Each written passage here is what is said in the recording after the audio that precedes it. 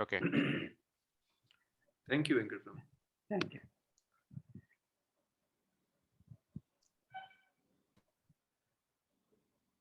हरि ओम्। अथ अष्टमोऽध्यायः अक्षरब्रह्मयोगः। अर्जुन उवाच किं तद्ब्रह्म किमध्यात्मं किं कर्म पुरुषोत्तमा अधिभूतं च किं प्रोक्तम् अधिदैवं किमुच्यते अधियज्ञः कथं कोत्र देहेऽस्मिन् मधुसूदन प्रयाणकाले च कथं ज्ञेयोऽसि नियतात्मभिः Sri Bhagavan. Yeah, enough. That's two. We will see. So as I said, the last 7th chapter, 30th shloka, during the Krishna's narration. So Arjuna got these questions: Kim Tad Brahma? What is this Brahma? What is Adhyatmam? And Kim Karma? What is Karma? Adibhutam. What is Adibhuta? What do you call Adibhutam? Adidaivam Kimuchyate. So what are these things that I don't understand? So that was the question. And then what is Adiyagna? And in this Deha, what is that I need to understand? And Prayana Kale, that is the final departure period. How do we know and how do you contemplate upon you? How do we know you? So please tell me. That is what Arjuna's question to Krishna. So these are the things like what is Brahma, what is Adhyatma, what is Karma, Adibhuta, Adidaiva, who is Adiyagna in the body, and what are these? During the final phase of one's life, before death, how to contemplate upon you and how to understand you. So that's what is the first two Arjuna Vacha questions. So now there is an answer from Krishna. So next one, please go ahead. Chant the shlokas. Aksharamam Param Brahma. Aksharam Brahma Shri Param. Bhagavana Sorry. Sri Bhagavanuvacha Aksharam Brahma Param Svabhavodhyatmamuchyate Bhutabhavodbhavakaro Visarga Karma Sangnitaha Adibhutam Ksharo Bhavaha Purushaschaदिदैवतम् Adiyagnohamevatra Dehe Dehabrutam Vara. Yeah, one more. Antakale cha mameva smaran muktva kalevaram ya prayati sadmadbhavam yati nasyatra samsayaha. Okay, thank you. So now Krishna starts answering one by one till maybe around 20th shloka. Then the subject shifts. So he says first is the greatest aspect is Akshara. Akshara is something which is Avyaya, not Kshara, and which is also defined as Brahma. And it never perishes, it never wanes. So all pervading Avyaya. That is the Akshara part, what Krishna says. That is also one of the question. What is from the Kim Tad Brahma, he says. So Brahma is that Akshara. That is the first answer. So in then there is a Swabhava part. What is the in every one's innermost aspect of the Jiva, the true nature is a Swabhava. That's how it is defined as the Adhyatma. Adhyatma means the Swabhava, the inner core nature of everybody. And then that is the second answer. So he goes on explaining some more later. And karma can be defined as the performance or engaging, conducting homas, yagnas as per the Shastras, as defined in Shastras. And they are also the reason for creation of all jivis or pranis. So performance of yagna is also part of the karma. Being the seed of that karma, rain occurs and then the jivis are created. So these are the things that comes as answer.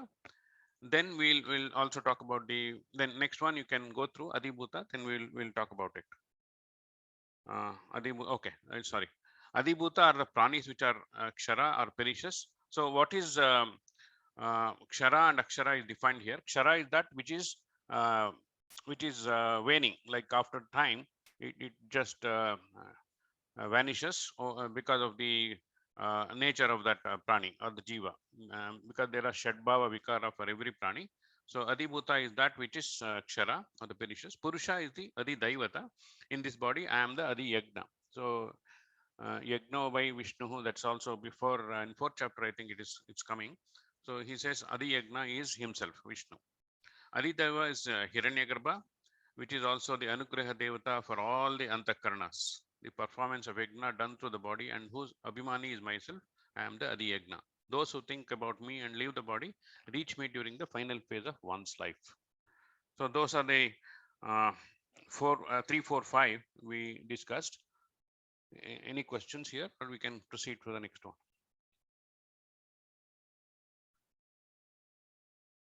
Okay.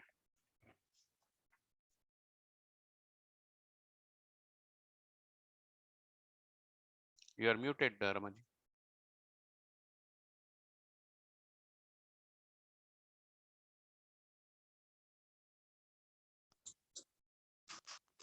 From 6. यं यं वापि स्मरन् भावं त्यजत्यन्ते कळेवरं तं तमेवैति कौन्तेय सदा तद्भावभावितः तस्मात् सर्वेषु कालेषु मामनुस्मरयुध्य च मय्यापितमनो बुद्धिः मामेवैष्यस्य संशयम् Samshayaha.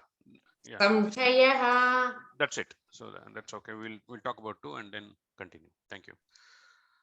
So here he's talk about, there is also one question. So how do we like during the prayana kala, how do we know about you or contemplate? So this is one of the answers. Those who think about any aspect during the final phase of life, that is before death, they get such type of births, and while living, whatever thoughts that are recurring and repetitive in the mind, the same type of thoughts would appear during the final phase.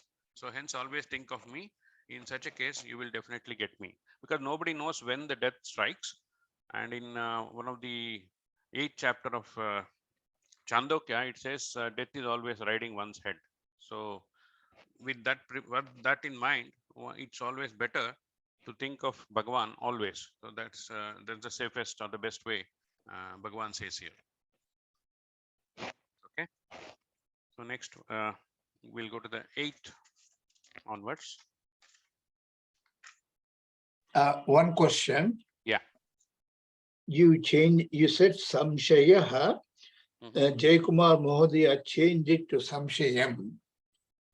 Okay. In my book, it is Samshayaha. So Yeah, my book was also Samshayaha, but he changed it in the class. Gita Press is Samshayam. We'll clarify with him only. I'm not sure. Okay. Yeah, he did change it, and Gita Press book also says Samshayam. Samshayam. Okay. Let me. One question: what is the definition for Kalevaram? Okay.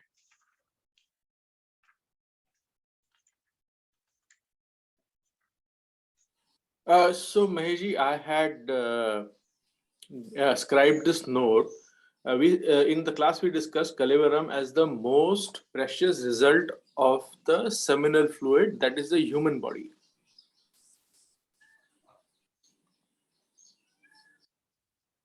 No, Kalevaram is the in my human body. Human body. It's the human body. Which is like when the prana leaves, whatever is left is Kalevaram. That's what I understand is. Anyway, we'll clarify this, but we call it in Kannada also same thing. Kalebaradi we call it. That is one without life. So that's how it is. So we'll clarify that. Okay.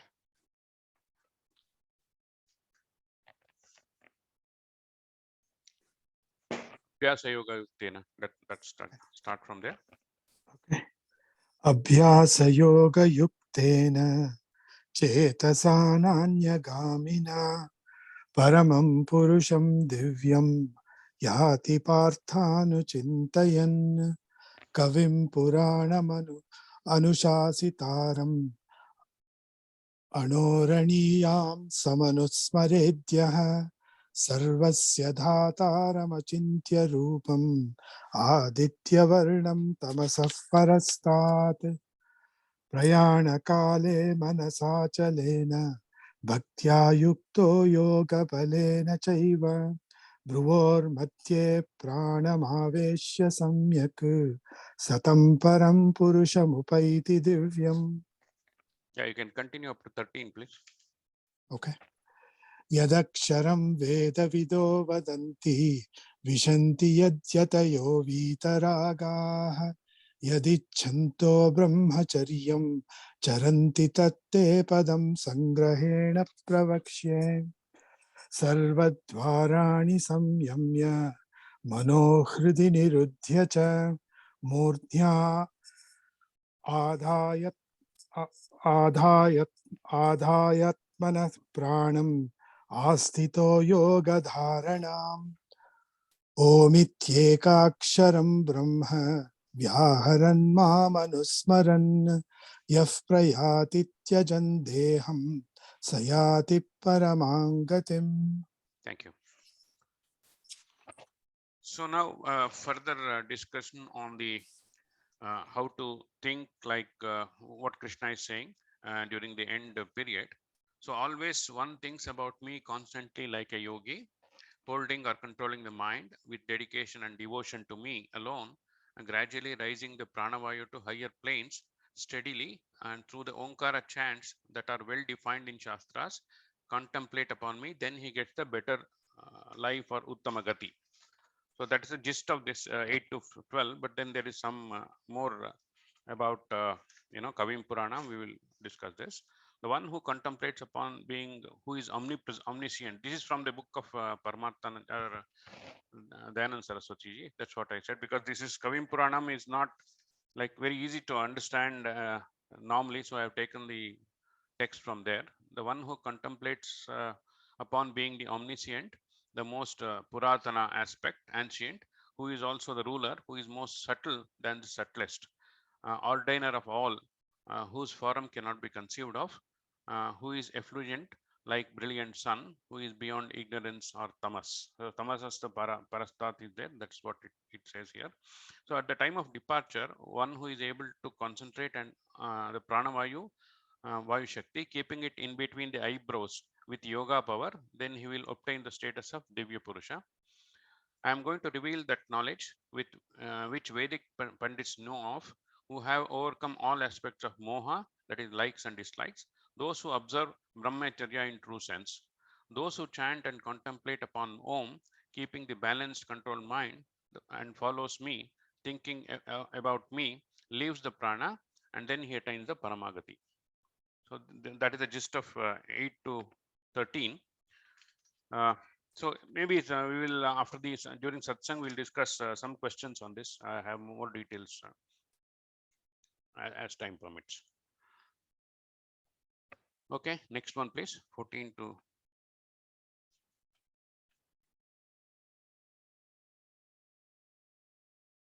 You are muted, madam.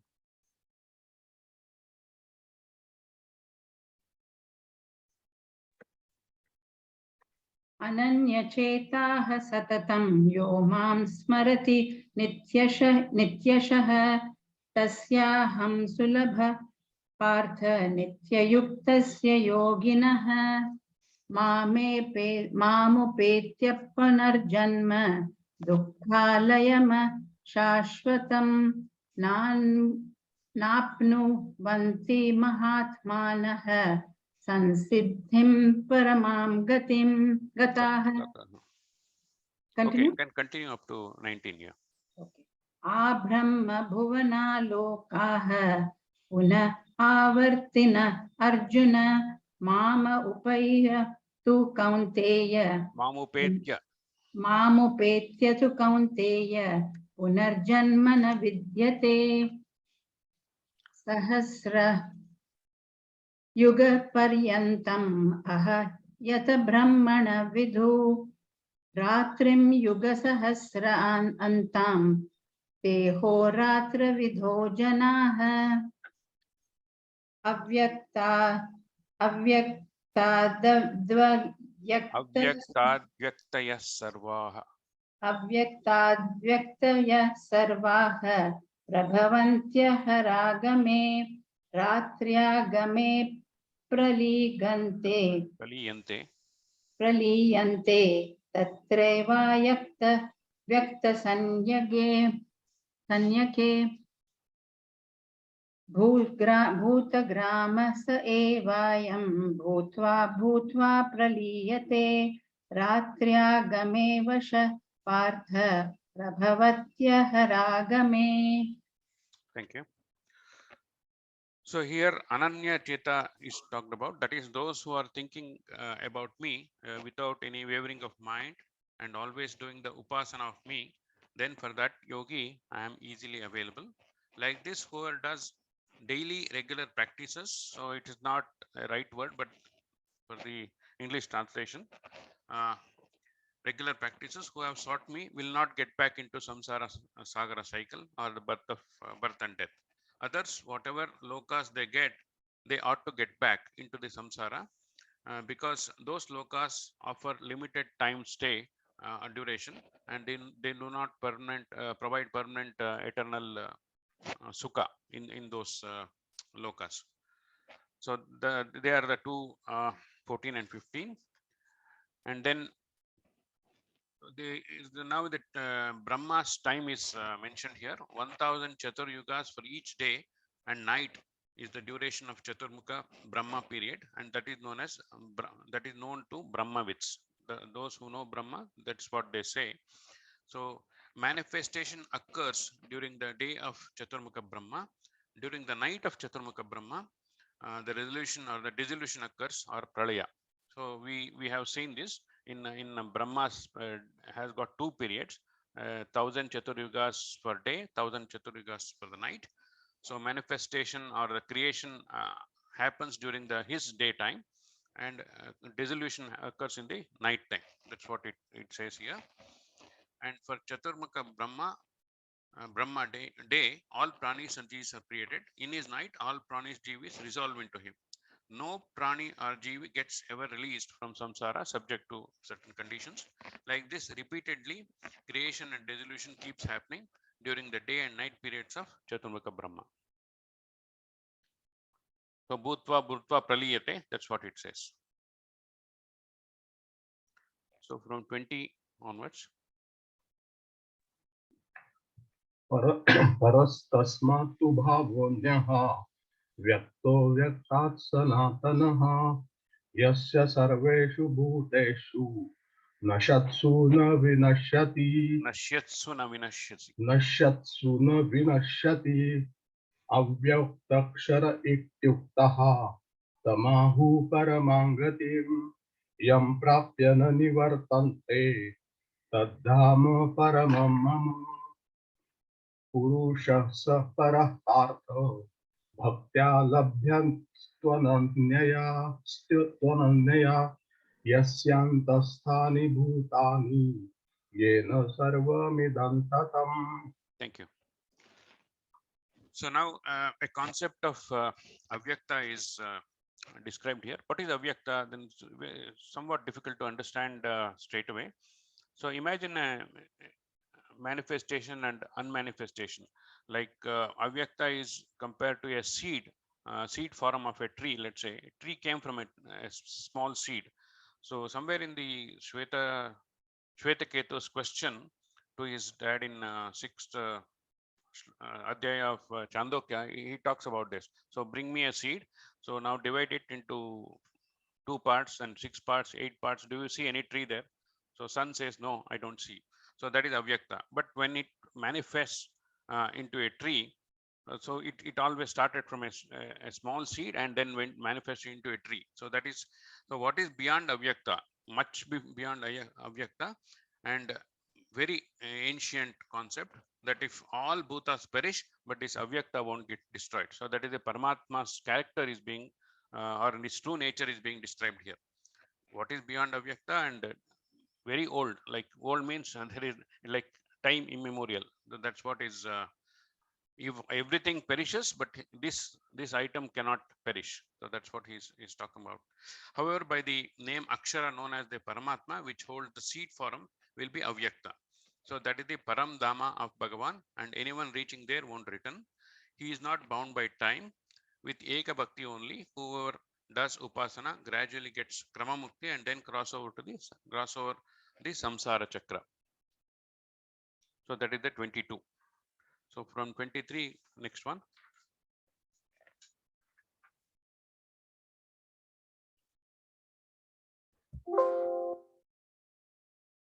यत्र काले तान् वृद्धिम् यत्र काले त्वदावृत्तिम् आवृत्तिं चैव योगिनः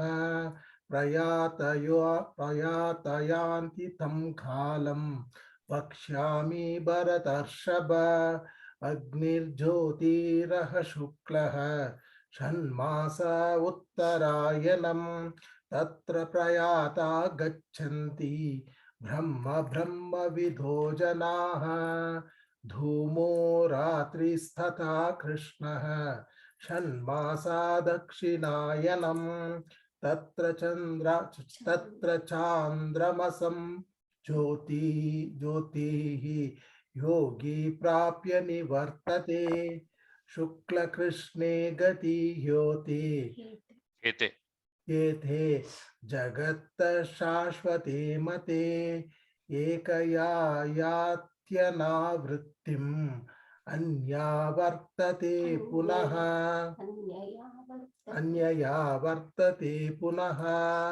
नैते श्रुति पार्थ जानन् योगी मुह्यति कश्चन तस्मात् सर्वेषु कालेषु योगयुक्तो भवार्जुन वेदेषु यज्ञेषु तपस्सु चैव दानेषु यत् पुण्यफलं प्रदिष्टम् अत्येति तत्सर्वमिदं विदित्वा योगी परं स्थानम् उपैति चाद्यम् ॐ तत्सत् इति श्रीमद्भगवद्गीतासु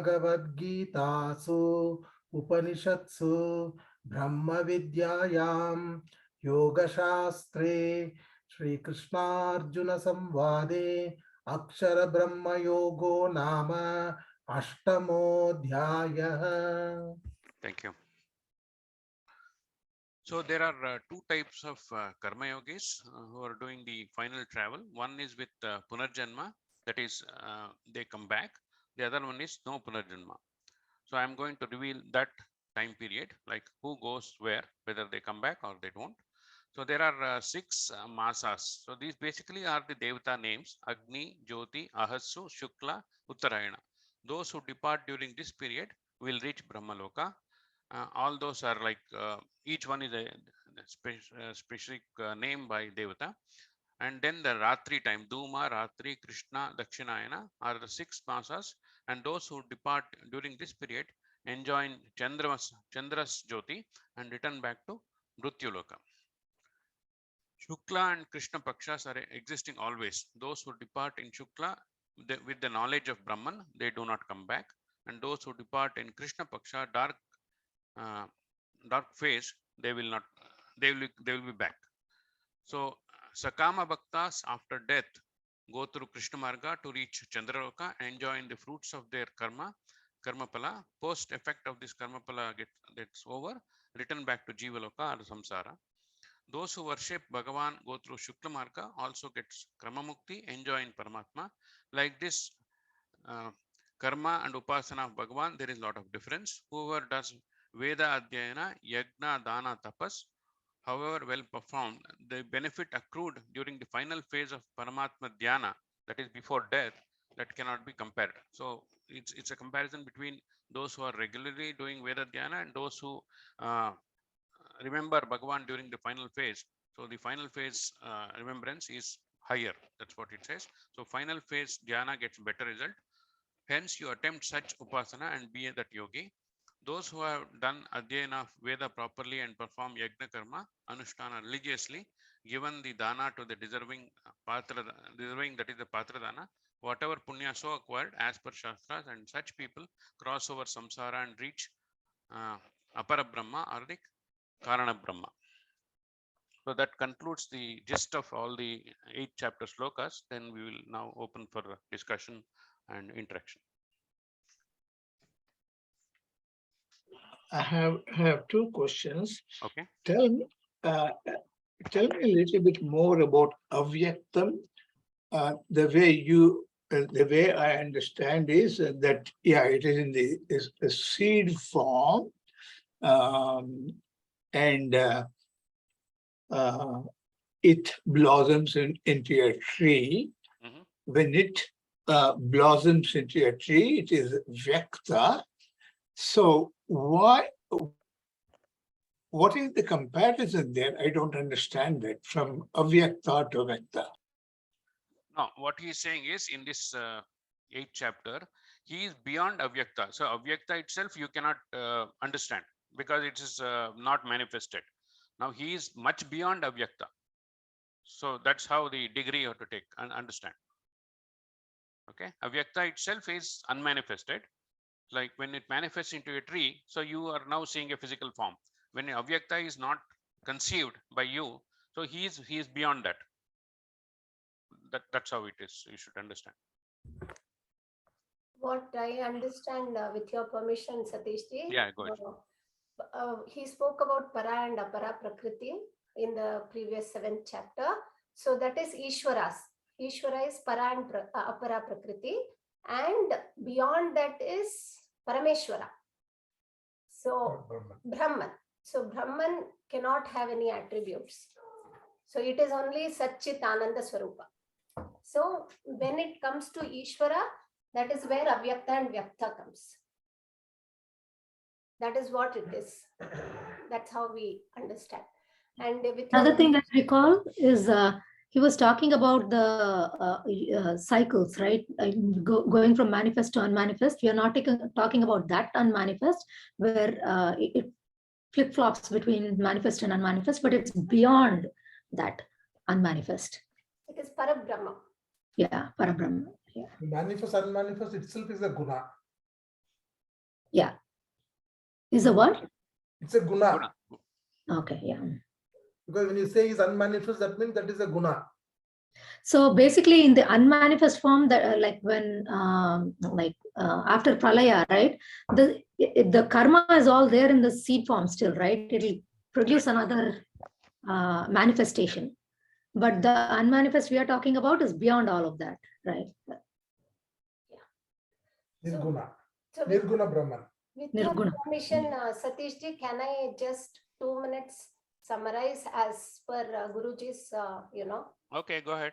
teachings? Yeah. So here, this is Madhyama Shatkam. Just like, I'm just covering few points which Jaykumar ji has mentioned while, teaching this 8th chapter. This is very unique in the Gita because only in this chapter, Krama Mukti is spoken about. That is why this chapter is very unique. It comes in Madhyama Shatkam, that is between the 7th and the 12th chapter. This is basically emphasizing on sadhana, the upasana part. And here we have to understand two important things. One is sakama, sakama upasana and nishkama upasana. Sakama upasana is for the people who want to enjoy materialistic possessions and even swargaloka. Ihaloka, paraloke, api, they want to enjoy all the benefits of, having material and sukha, and they are okay with samsara.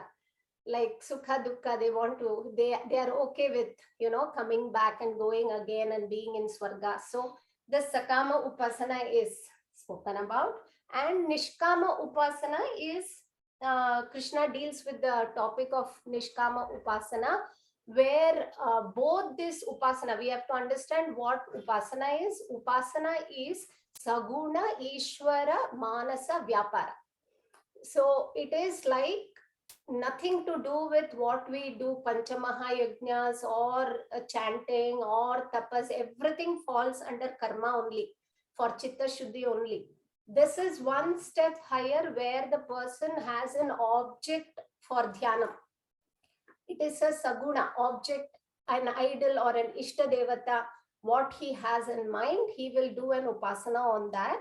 And he is attaining whatever he gains, whatever he wants, depending on his mindset. It can be materialistic possessions or Swargaloka, or he can also do Saguna Upasana for Mukti, for Moksha. And this here he explains, like if he is a Saguna Upasaka, who is a Nishkama Bhakta, Nishkama Upasaka, he will attain Brahmaloka. He will attain Brahmaloka, where he is not a Jnani. In this chapter, we should understand that he is not talking about a Jnanam. He's saying like he will attain Brahmaloka, where he will get Jnanam from Brahma himself. Brahmaji himself gives him the Jnanam, the Shravanam, Mananam and Nididhyasanam happens there with the help of Brahmaji as a guru.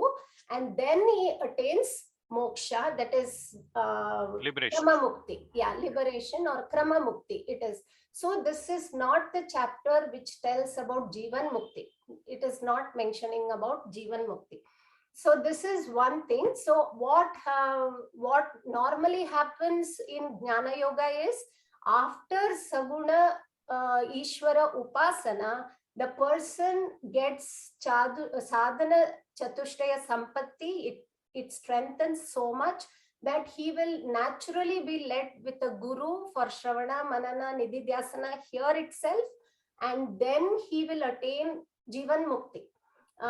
This is what the normal Jnana Yoga path is, but this chapter is different because here Prayana Kale, that is why Prayana Kale becomes very important in this chapter, because at the time of death, the personality the person has will determine his next janma. So here Paramarthananda ji emphasizes on a few points similar to what Guruji also said, like as you grow old, your willpower will reduce and the samskaras become very strong. So when you are young itself, when your willpower is very strong, you have to make sure that your habits are in the right direction, so that the samskara also will help you at the time of death to remember Lord.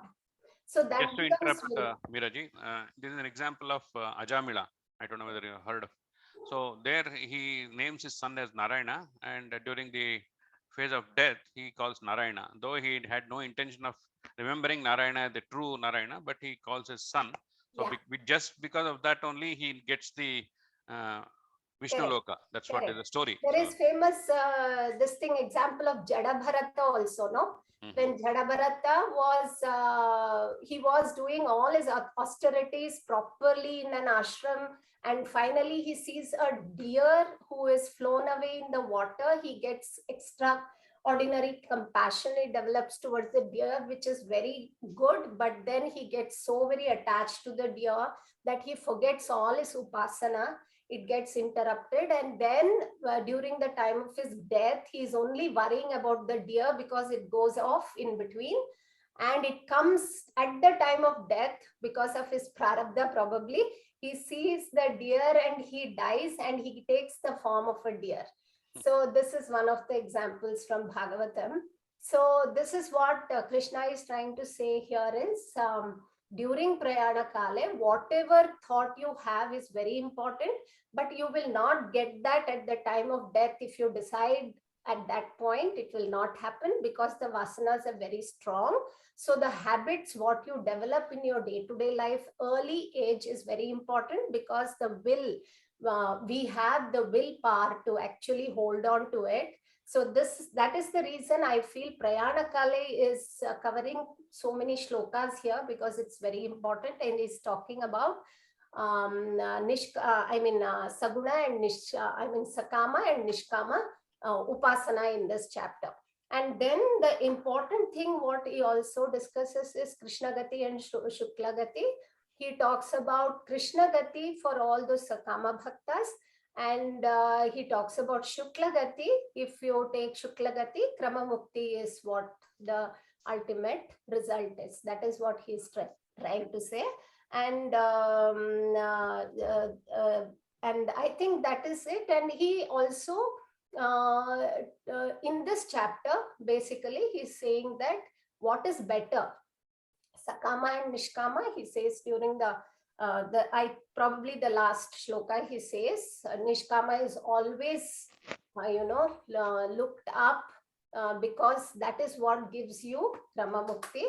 Basically, in this, he's not talking about Jnana. So Jnana Yoga is not spoken about in this chapter. This is basically only for Sakama and Nishkama Upasana.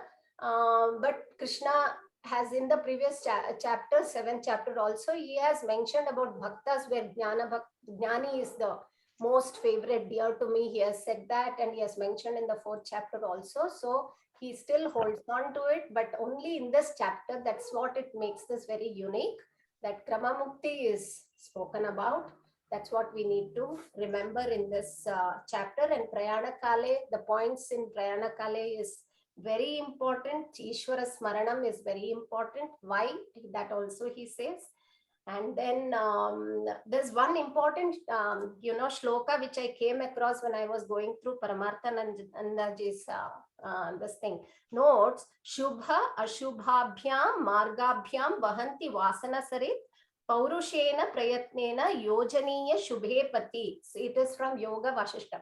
So he says it is very important to know the difference between Shubha and Ashubha, and it is constantly flowing into our lives, and it is very important to have that discretion to pick the Shubha only and walk on that path, because it is so important that Prayana Kale, that time, what you remember is very important. So on that, I think 8th chapter, these are the highlights of it. Thank you, Meeraji. I have a question. Yeah.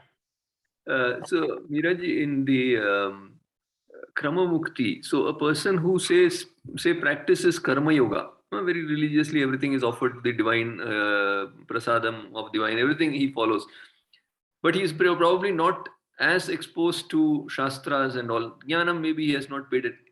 Is he qualified to get into Krama Mukti? No? Karma Yoga is for Chitta Shuddhi alone. Correct. Chitta Shuddhi, but eventually you mentioned about Sakama and Nishkama Bhakti, right?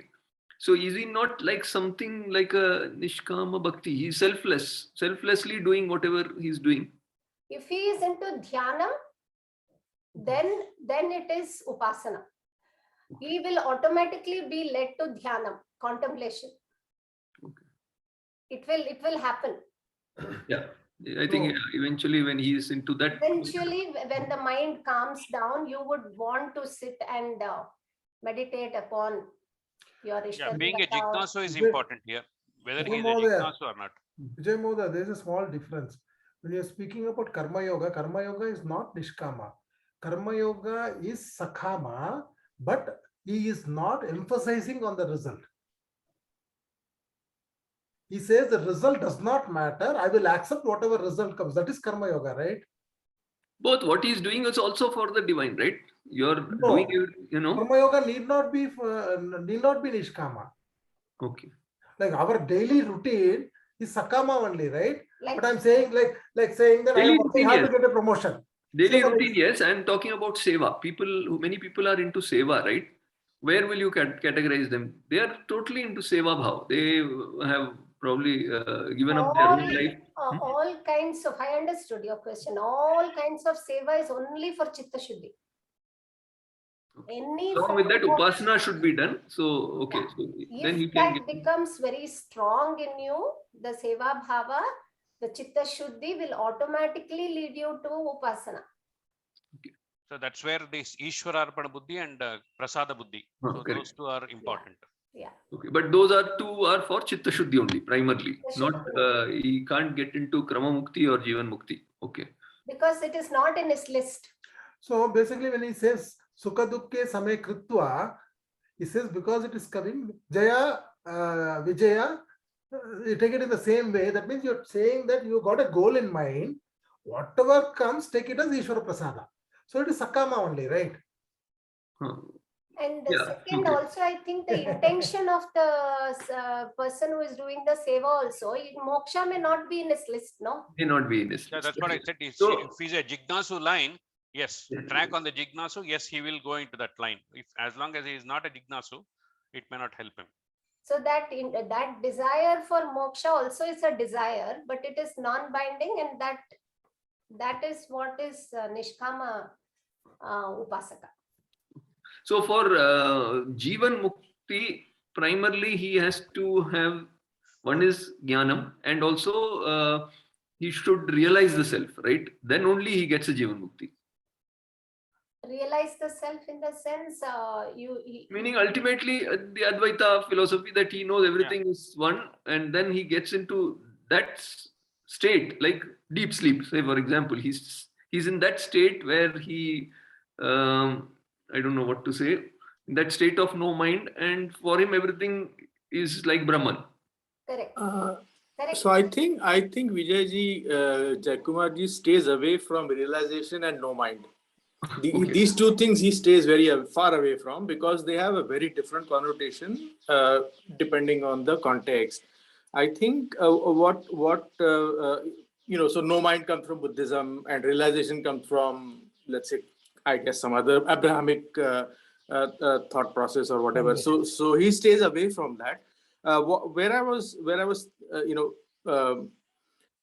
the realization. Okay, I don't want to use that word, but the fact that I have everything, there is nothing to be gained, is the moksha marga. That I have, so there is no striving for moksha. I have everything right here, right now. I am complete. I am Purna. That is the moksha marga. So Okay, and for Krama Mukti, the whole chapter, 8th chapter, the uniqueness, another, Meeraji, with your permission, I'll add, another uniqueness about 8th chapter is there is talk about the Prayan Kal, Mrityu, the instance of death. Nowhere else in the Gita that comes up. And this essentially tells us that Sakam or Nishkam, if you are departing this body, if the body is being given up with certain thoughts which take you to Brahmaloka, where you have the chance of then achieving Jnanam at the feet of Brahmaji. I think that is, gist of the uniqueness of 8th chapter, as I understood it, was that you depart with those thoughts, and they're very hard, as we kind of discussed over a period of couple of months. They're hard to focus on thoughts at the time of death. But if you do, then you have the chance of, achieving Brahmaloka, which is not the same as moksha, where you learn and then you achieve a true liberation, so to speak. I'm borrowing that word, but moksha. JG, just to add, Jiveshwara Aikya Jnana, that's exactly what I would think from various my studies. So that's where exactly, ultimately, if Jiveshwara Aikya happens, that is the moksha. There is no difference between Atma and Paramatma. That's the absolute knowledge one should have. Then he is like liberated. To me, that's what even my gurus tell me that. Yeah, it is Paramarthananda ji also says it is complete freedom from insecurity. Shokamoha, beyond Shokamoha, there is out no of that. dualities. Yeah. Like, you are not caught in samsara, you are out of that samsara. Samsara is all about duality. So the jnani is completely away because of jnanam, what he has. It's not the entire process, what he goes through is just to realize that he is that. Yeah, so, but Meeraji, question, because we are into discussion, many of us who are into Jnanam, religiously attending and all, is that Krama Mukti the step just before the other possibility? If everyone is not able to get into that non-dual state of thinking, are we eligible for Krama Mukti? You have already entered the process of Jivan Mukti because you have found the Guru and Shravanam, Mananam, Nididhyasanam. Yeah. Entered. Now you have to finally. So I think from 7th chapter, Vijayji, if you recall, this is a Jitnyasu Vritti. This is before Jnanam. Jnanam has not achieved. As in, it has not really taken the full form, but you are on the path of jigyasa, right? The 4 bhaktas we talk about in the 7th Yeah, chapter. Jigyasa So is this there. is just the one before jitnyasa has then, let's say, stated itself into jnana, right? So this is, you're right, it's one step below, but whether to say that this is one step below Krama Mukti or not, there is still a path to be gone through. No, I was thinking, what I was thinking is, if we pursue this with total devotion and Guru, everything, then if you don't get into the Jivan Mukti state, are you at least be eligible for Krama Mukti? Well, that depends on the thoughts, right? Again, We are constantly. So if this jidnyasu vritti and following the let's say the Guru and the path laid out by the Guru, if that helps one in terms of having the quote unquote thoughts at the time of death, then clearly Krama Mukti is in front of you. But it is not a given, right? The problem. Sorry. The difficulty with Krama Mukti is that it is just that flicker of that last second. You don't know where your thought process is going to be.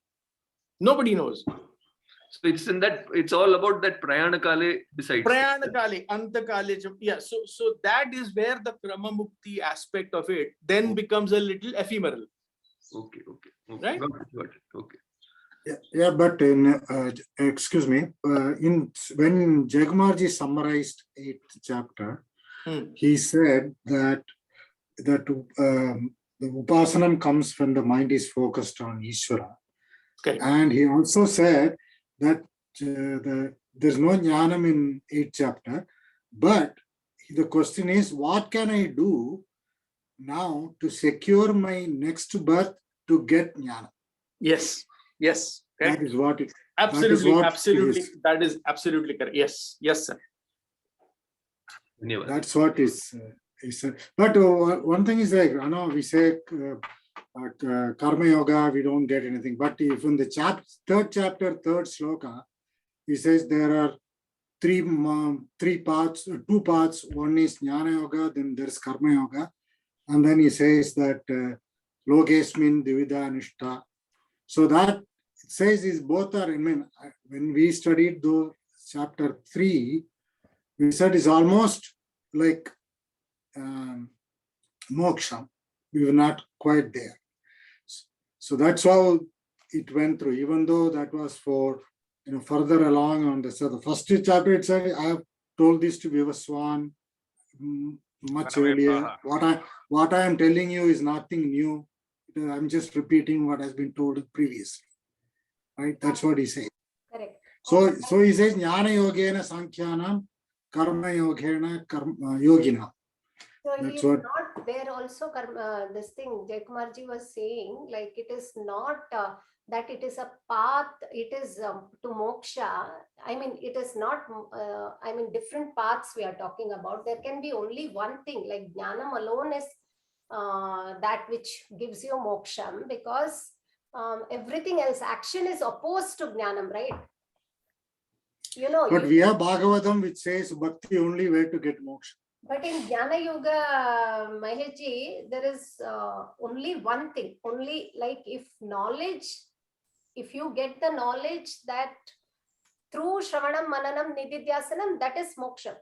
There is, and bhakti and jnanam and all cannot be, at that particular point, cannot be different. They are all means. They are all means actually. They are not. But Bhagavatam says only by bhakti you get moksha. Right? That's what it says. That's how it is explained. It again depends on who is saying this Bhagavatam. If you see Vedanta is talking Bhagavatam, they say. No, that's what I'm saying. So same way, whose Bhashyam we are reading for Bhagavad Gita will say the same thing. Right? If you read Ramanuja's Bhashyam, maybe he will say Dvaita is only way to get there. I don't know. I not read. I'm just saying. But when you see here also in Gita, he is gradually taking us from bhakti only. No, he says there are 4 types of bhaktas who have. Right. He just says there are four types of people who do bhakti. It's Bhakti different is type of bhakti. basically now. what? It is recognizing Ishvara in your life. The 12th chapter will speak about bhakti again, right? Yeah, Correct. he is recognizing Ishvara itself. Once you recognize itself, then you have already bhakti is there in you. It strengthens Right. with jnanam. It The strengthens the with jiva, everything. what Satish ji said about that jiva and Jiveshwara Aikyam, that's what we learned in Tattva Bodha. The third section was Jiveshwara Aikyam. Of that small book, the third three sections, the last section was Jiveshwara Aikyam. In fact, the last sentence, it says, one of the last slokas, it says that once you know the jnani, I mean, I think I stated this in the last class, that whether you die in a dog eater's house or a kashi is the same thing. So I feel jnanam and bhakti cannot be separated, because once you know that everything is Ishvara, then bhakti to the No, highest. you can have, I mean, just like this Sakama Bhakti, you can have a bhakti without attaining any jnanam also, right? That we don't know. The highest state of bhaktas was Right. equivalent to that knowledge of Tattvamasi only. I no? mean, no, yeah, everybody, sometimes, I mean, If you see yeah, it's a, Prahlada, Kanakadasa, yeah. only thing is Yeah. they were able to, propitiate gods because they thought like. I mean, the look at bhakti Kannappa of- Nayanar. Kannappa Nayanar was only bhakti. There was no jnana. But I feel jnanam and bhakti go together, because unless No, I'm saying we have several examples in our Puranas, like for Kannappa Nayanar is where he gave his eyes for Shiva, is only bhakti. He didn't realize Atma or anything else. And there are exceptional cases. It's not the No, I'm saying there are cases like that. I'm just quoting one, but there are several cases. No, so I don't know. I mean, some of the Bhagavatam pravachanam I have heard. This is all before learning Bhagavad Gita, so my mindset was different. But at that time, everybody, even if you listen to Dushyant Sridhar, these lectures, I listened to one 2 months ago in Nananani. He said the only way is Bhakti and Saranagati. That is because he comes from Vishishta Advaita. No, that's okay. I'm just saying that. I'm not saying, I understand fully. I fully understand. So he will say So- that only. No, but Yeah. then Narayananji, then the question is, will those people other than Advaitis will not get moksha at all? Maybe not true also. That is not, No, they'll get moksha, but their concept of moksha, like what Jaykumarji keeps saying, is different, right? It's different. Narayana Pada is their moksha, right? Their concept of moksha. they will get that. They will get that. That is their yeah. moksha. So For this- them, yeah, going because to again- Vaikuntha is probably moksha. No, that is their correct, moksha. correct. They have something called Sarupya, Sayujya, Salukya. and all this. So these are Salukya, I Yeah, think. their concept of Salukya. moksha they will get. So they'll get their concept of moksha. Okay, correct. So Vishnu moksha's Their definition definition is of different. Moksha Yes, definition so- for Advaitis is different, and for them it's different. Correct. Yes, Everybody gets Correct. moksha, depends on So what moksha you're asking. See, Krishna says very clearly in one of the shlokas, now what all you people ask for and desire for, I am here to give it to you. And if you propitiate other seventh, devatas also, seventh we covered it. Yeah. and what also he says in the 9th chapter, I think, like in the 7th chapter, if you ask other devatas also, I will give it through the other devatas. I will route it through them, like your reporting manager. So yeah, I mean there are But different schools of- then for them, Punarapi Jananam, Punarapi Maranam is still there. Because we That is are. what we say. That is what Advaitis say. But correct. for them, Vishishta Advaita says, once you have reached Narayana, you will not come back. That is their belief. You will I don't know, is it a Narayana Visishta forever. Advaita? Visishta Dvaita, is it? It is called Yeah. Dvaita, Vishishta Vishtadvaita. Visishta Advaita, modified Advaita. Yes. That is, so this, I thought it should be called a modified Dvaita. Isn't it? I mean, it could be modified either way. See, No, that is basically, if you look at chronology, first was Advaita, 5th century, Yeah. then Vishishta Advaita, Yeah, 11th and 12th century, then later Madhva Advaita. Is it? I thought Yeah, Dvaita was correct. there in the Also, beginning. it No, also- Dvaita came in 13th century, 12th, at the end of 12th and Yeah. 13th century. it is easy, no, Mahesh. But how see, we all learn, like, look at our life. When we are young, we always assume that we have many gods. God is different from us. You do something, God will punish you. All those things, right from eating That is food all to Dvaita. doing That it. is Dvaita, yeah. So they're all Dvaita. So we started from Dvaita to Correct. graduate upon to Advaita, right? So Correct. it's hard for me to fathom that Advaita came first, and then why suddenly we tumble down to Advaita, I don't know. Now, to me, why the question answer is like Dvaitis during the Madhvacharya period, Advaita is the Purva Paksha for them. So they tried to take out all the flaws and the defects in Advaita and try to say that Dvaita is the greatest. So according to them, that's how they propounded this theory. But actually, that is wrong. Whatever. No, but my question is, how did it come upon? Because if people all were Advaita and they were rooted in that, why this came at all? See, you can, that is not a, I mean, as we learn to now, we are graduating, at least my mind, we are graduating from Dvaita to Advaita, either a many God to one God to no, I mean, Only Arupa. God. Only God. Only God or Arupa? Nothing but God. whatever you want. Nothing but God. Nothing but else. Yeah. Nothing but God. Okay, everything is Brahman. So I mean, so that's why I somehow thought that Dvaita came first. See, it is, No, but Maheshji, if you speak to a Dvaiti today, he will say the reverse of what you are saying. I'm sorry, what is that? If you speak to a Dvaiti today, Yeah. he will say the reverse. He says Advaita Yeah. Advaita is not correct. Vishishta Advaita is not correct. Advaita is the correct one. Yeah. I mean, Okay. actually, This is after the- attending that, This is the main reason why Dvaita came, because for us all our senses are external. We cannot accept something and or it is so difficult to see that God is within also, no? It is so difficult when you start. For us, everything is external. It is so nice to say like there's some God and this is God, and to see as an external entity, it's much easier because senses are so. but even when Advaita was flourishing, not everybody, not what I'm saying is not everybody to begin with were Advaita, right? When they were young, they were all, even a strong Advaita family, still the kids will be start with the Dvaita. That's why I understand. That is why it is easy relatable, So right? it will go, but I don't know. I'm just saying it is hard for me to think that which if Advaita was there, how we landed on Dvaita. That's anyway. Okay, That is for just to add a point here. See, we in Advaita we defined three satyas, right? One correct. is Vyavaharika Satya, one is Paramarthika Satya, Pradibhasika Pratibhasika Satya. Satya. Yeah, these three. But Dvaita they don't have. They have only one Satya. So Correct. according to them, even if they dream something, can it be true? So can they answer that? They cannot. They will say everything is true. For them, Vyavaharika only. There is nothing like Paramarthika or Pratibhasika. Right. So I their also- theory That's fails what I'm them. saying, you know. Yeah, but I also I fully feel understand. that Advaita is not because Vedanta is like you are looking at the, thinking outside the box, so to speak, or having a different look at it. So that is why Maheshji, they probably speak about Adhikari because it's Guhya Tamam. He says it's the most valuable secret. If it is revealed to a person who is not matured enough, he will start telling everybody, you have so many sadhus saying that I am God. Listen to me.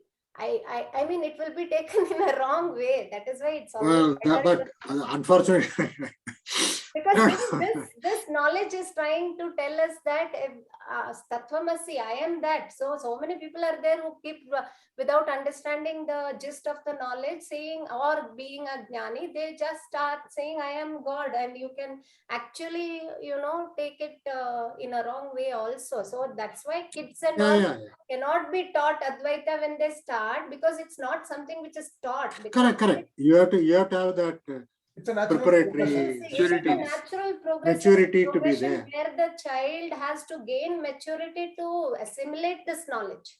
Yeah, just like we learn, world is sphere. So like that. So everything it takes time to mature. Yeah, I understand. That's why I'm saying still. I'm reminded of Guruji's one statement, which was very interesting. He said we start off thinking, or he said something like world dependent, God dependent, then self-dependent. That's the gradual progression, right? Correct. So initially, Yeah, yes, once, look everything in the once- world. Then we yeah, realize, once, so, once you come to the US, you'll very soon realize you are self-dependent. no, that self is different. Now, since our ultimate goal of every one of us is moksha, I think the moksha has to be defined properly. Now, Yeah. my understanding about moksha is self-realization. Realizing the self itself is moksha. But there is also a definition that it is an arrest of, the stopping of the cycle of birth and death. So if it is cycle of birth and death, then it is an attainment, it is an achievement.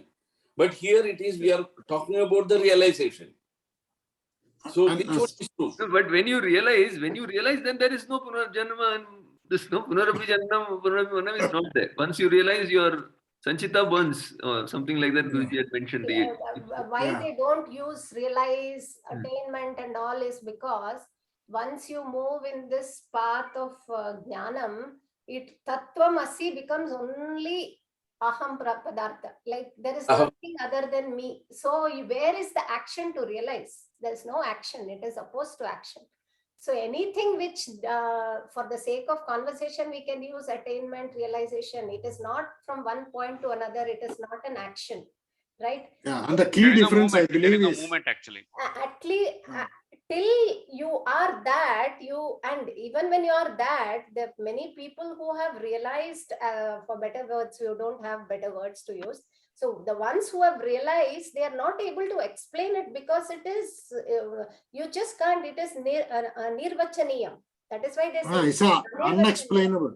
It is unexplainable. How can you explain these things? That is why when many doubts pop up also. Yeah, that is why the karma comes. Yeah, that Karma is when, an easy way to explain unexplainable. yeah. So when Maheshji was talking about this karma process and various other things, everything vanishes as you actually reach that aham. Everything just becomes so clear. So till then, I think it is a lot of contemplation where nididhyasana, mananam, shravanam, mananam, nididhyasanam. Again, it goes back to shravanam, mananam, nididhyasanam. So we have to take out some time for mananam, nididhyasanam. To me, one other difference between Advaita and Dvaita is like Advaita talks about attaining moksha in this life. Correct. Whereas Dvaita, Vishishta Advaita is after your death. Yeah, after death. That is a big, to me, that is a big difference. For the moksha is a destination. Right. No, destination, but what I'm saying is this you attain while we are living, whereas the other one, first you have to die before, is like, somebody has to die to inherit the property. So something like that. So, we say that Shastram begins with belief and then it is proven. But if it is proven, it is only with the individual. It cannot be shared. It cannot be explained. Now, only blessed gurus, they can explain. It's possible. Yeah. Only very few gurus, they can do that.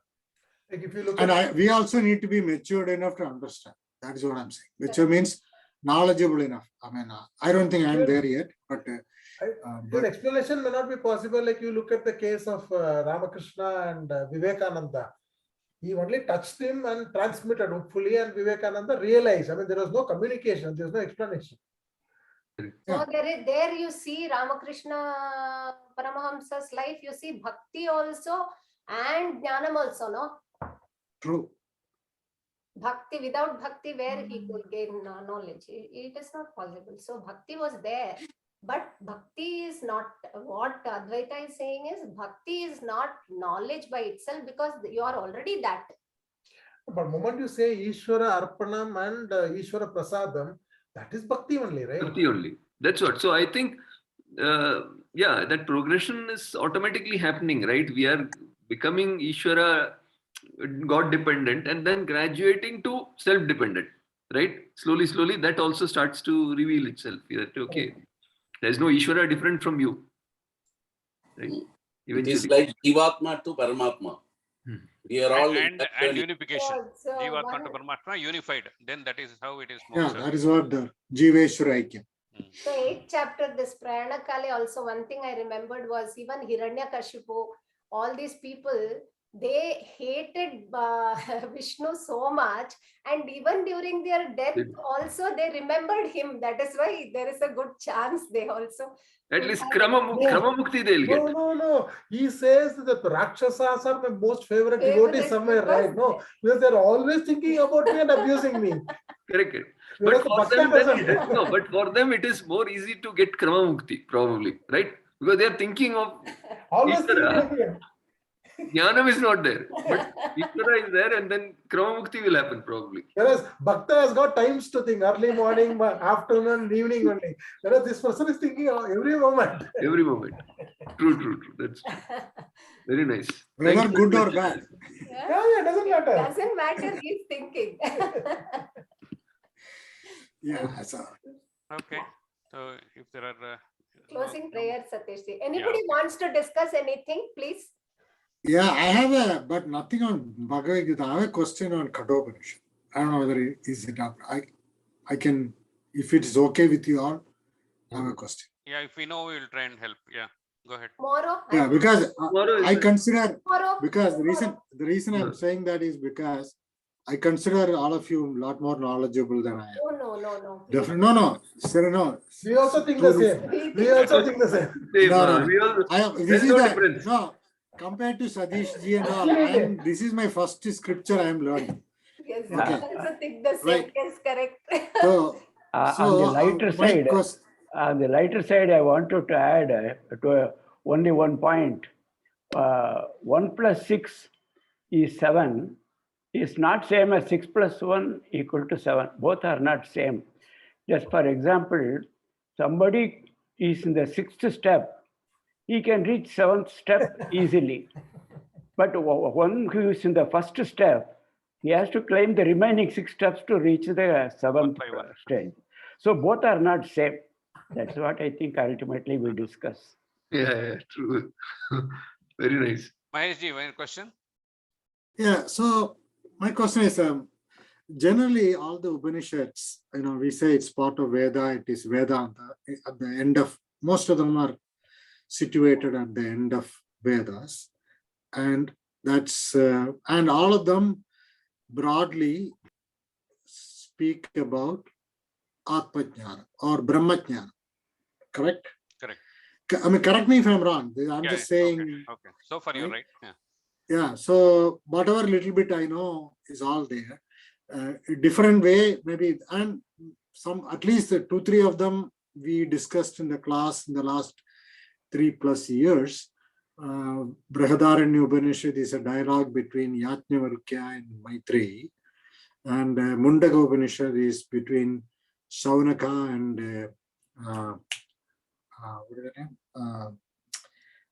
Atharva, right?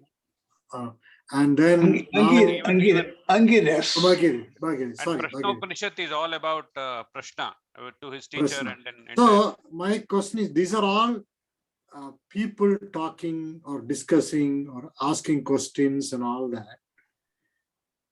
So Kathopanishad, I mean, all this Upanishad, Kathopanishad at least Yama is a Guru. Is a Devata, right? In other thing, there are some characters or entities, what you call it. So my That is question incorrect. That is incorrect. Even in the others, they are all teachers. I'm sorry, what is that? Even in the other Upanishads, they are all teachers. Teachers, yes. Acharya. So, Acharya. Acharya, correct. Acharya. But what I'm trying to say is this. What I'm trying to get to is, if that is so, are all these Upanishad Paurushaya? It is Apaurusheya because it's part of the Veda.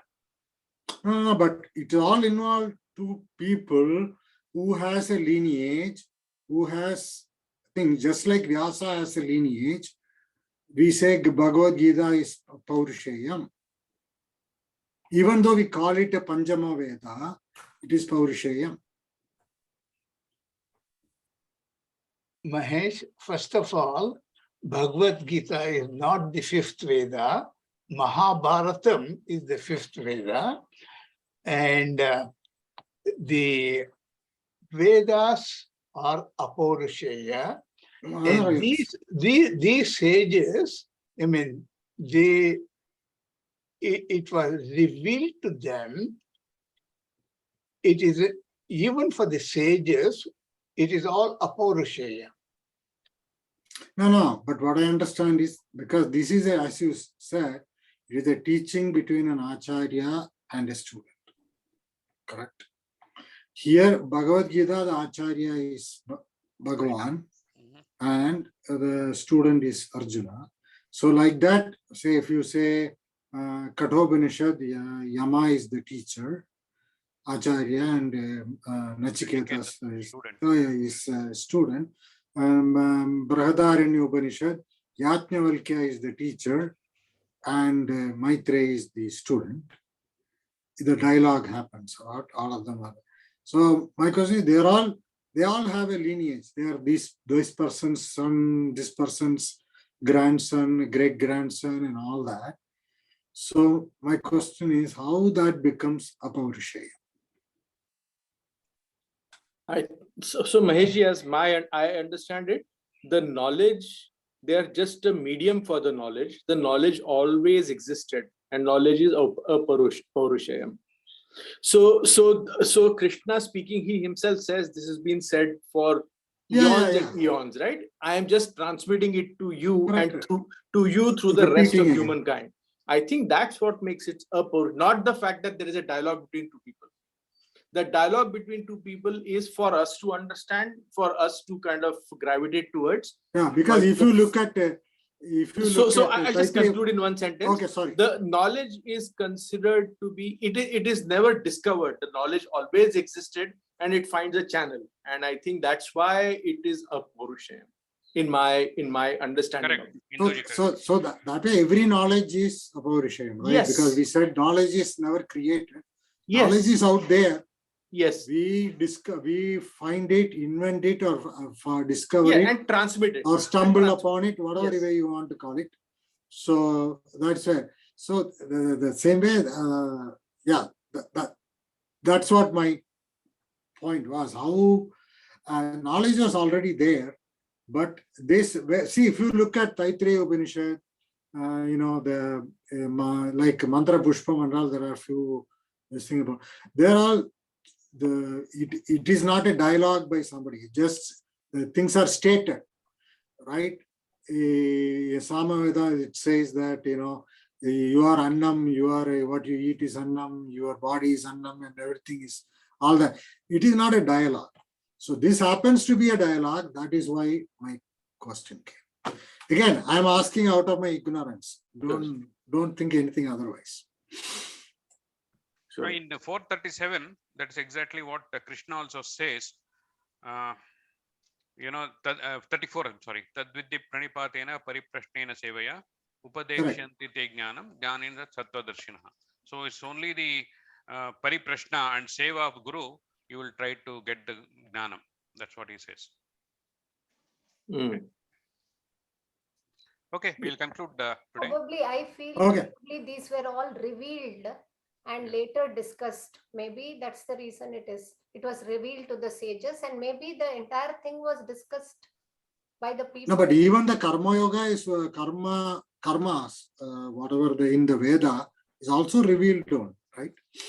It was revealed. That's why it's supposed. I mean, any yaga you do, what phala you get, how the yaga to be conducted, how it is to be done, all revealed to the rishis. Like a mandra drashtaraha, right? That's what we said. That is why I think Vedas entirely put together is Apaurushayam, because it was revealed. And I understand. I fully understand, Meeraji.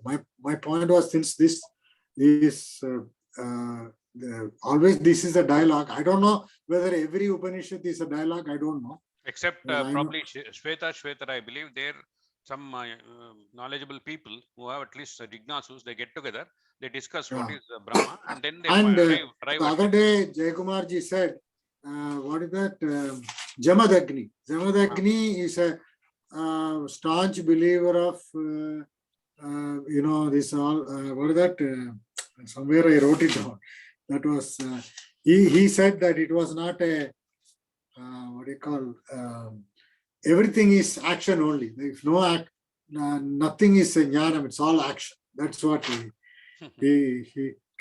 somewhere I wrote it down, but I can't place it right now. Who is the father of Parashurama, right? Yeah, correct. So He anyway, orders Parashuram to kill his wife. yeah. Wife. But he said that, I mean, Jayakumarji made a mention about that in the class, in one of the classes, and I can't place it right now. I will eventually get it if I go through it. So I have to leave the. Anyway. Sorry. Okay. I have Okay, another class now.